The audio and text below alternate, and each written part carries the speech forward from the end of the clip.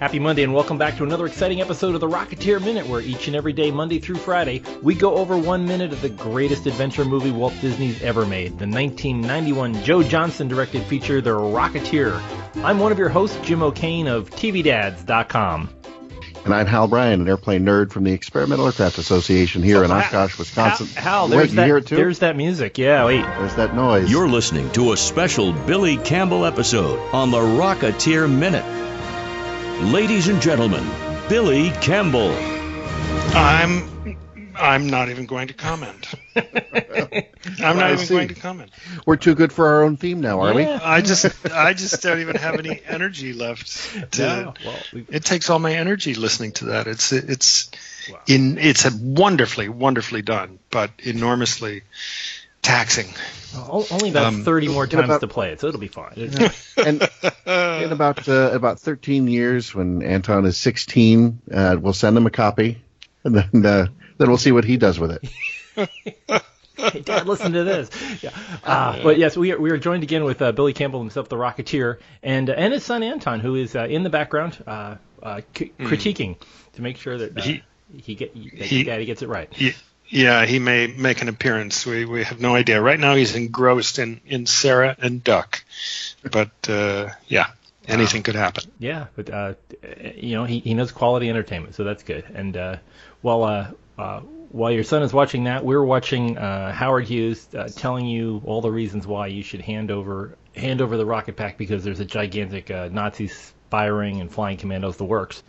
This scene seems to have the most reaction shots. I can imagine that they had a lot of setups, because you're talking, Howard Hughes is talking, all the FBI guys are telling you stuff. So it looked like a lot of room to capture. Yeah, I think that's right. Let me see. Yeah, this is I'm explaining that Jenny's been kidnapped. Right. That's right. And the FBI guys are trying to talk Mr. Hughes out of it. It was, it's a big scene. It is a big scene, and there's, with a lot of people in it. Yeah. And but I don't remember there being an enormous amount of coverage. Yeah, the lighting. An abnormal amount. I mean, the lighting looks a little flat, so I was wondering if they were shooting this with a couple of cameras. It seems like usually when you're shooting flat, nobody's getting their own particular key lights and stuff like that.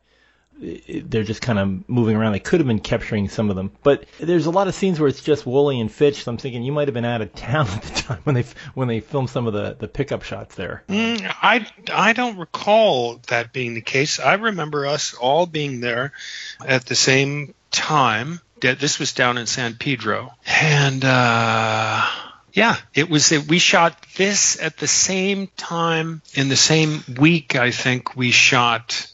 Or at least the same, days when we were at that location. We shot the inside of the, dirigible. Oh, yeah. The cockpit thing, yeah. The cockpit fight, and which was a lot of fun. And this is also the particular minute where you get to ride on the back of the Spruce Goose, and that's right. That's right. I keep scrolling through that, and you look very determined when you're going to get this right on the first take, jumping at the goose. Yeah. I didn't want to get it wrong. That's for sure. Yeah, Billy, I know this had come up in an earlier minute, but is that you throughout that sequence? So you hanging from it there, and then I'm pretty sure it was. I recollect No, you do not go in the corner and turn off the internet. Don't do that. Sorry, Billy. Sometimes I just get out of hand. Jim, Hal, you sit down. Okay. Yes, sir. I'm going to go watch Sarah and Duck. Yes, Mr. Rocketeer, sir. Yeah. No, I was just a little nervous. He was headed toward the same corner where the switch is for the router. But yeah, you did get to do. I mean, you said that after you had not fallen off the blimp, that this was your big moment, and it looks. I mean, you look like you're having a really good time there. I was having a great time. I would have done every single one of my stunts the whole movie long if they'd let me. But it was pretty much me. I mean, they had a safety wire, of course. Yeah. And it's not all one long unbroken shot. So they did. I do jump and grab the thing, and then there's, I think, a reaction shot or something, and then and then there's me down doing the right. bulk of the riding, and then there's another shot of me hopping off it. So they broke it up and had a safety wire on me. And in Jodhpurs, no less. That must have been quite a... Yeah. I would have. I mean, it was a nothing. It really was a nothing. I would have done the stunt without a safety wire to get the one seamless shot. Except that, of course, there was no way they would let the lead actor do that. Yeah. And we're skipping something very important, and that is that just before you jump out or run out and jump on the mock-up there, the scale model, you get to hang one on. I get to hang one on his kisser. Yeah. Hang another one on his kisser. Exactly. And then you waltz. Yeah. I thought it would have been funny. I remember thinking at the time it would have been funny, and we talked about it, about me hanging one on Woolie's kisser. Oh, yeah. Just even the score. Yeah. Yeah, and then Fitch saying something like, now you know how it feels, or something. I don't know. But I remember there being some talk about that, but then Joe was like, no, of course you have to hit the same nose. It's still sore. Something I wish in these scenes that we'd get a better look at, and I don't think we ever get a great square-on look at it anywhere in the film, is that beautiful sort of vast relief of the Hughes Aircraft Company up above the fireplace. Oh, yeah. That's just gorgeous. And it's interesting, too, because this... you run out, and of course you're jumping onto the model of what would later become the Spruce Goose, which a reasonably good-sized anachronism here. You really wouldn't have. They weren't even close to have. They weren't thinking about building this airplane for another 4 years when Hughes and Kaiser got the contract. That's okay. What's intriguing to me is you've got those struts that you sort of jump and hang on to, which of course the real airplane doesn't have and wouldn't have needed, but it's a convenient handhold for you. They are about in the right place for this to have sort of worked. Now Billy, you've done hang gliding, right? And so the wing of this thing it's not enough wing area to really carry you like it did. No, but of course it's not. It's almost sort of viable because, like I said, you're hanging in the right spot. If you've been, you're just a little bit behind the center of gravity and center of lift and all that. So, you can sort of forgive it. But anyway. It's a beautiful thing. Yeah. And plus, we get a great view of the Hughes H1. My favorite monoplane, actually. I love that. I love that ship. It's just, it's artwork more than it is, it's both a plane, but it looks like a piece of art. And the autogyro. The PCA2 sitting there. And the mock-ups that they built for this are just spectacular, considering Aren't they lovely? You never see them in hero shots or anything. You never see them up close. Yeah. And I had assumed for years that the H1 was the full-scale replica that had been built, and then that the PCA2 must have been a real one and just even movie paint. But neither that is the case. They're both mock-ups just for the film. Yeah, no, it's stunning, and great night for shooting too. I mean, it looks like it was this. Well, this was in about October of the year before. Is that when? Oh, I couldn't. I really couldn't tell you. I think but it was. I do recall it being nice weather. I do recall sitting out back of the stage with Jennifer on the steps of the trailer. So yeah, that sounds about right. October-ish. I mean, wait, it's L.A. It's never a bad day. It's not the rainy season, except when you're in front of the South Seas and it somehow rained. It just looks like a typical night in Southern California.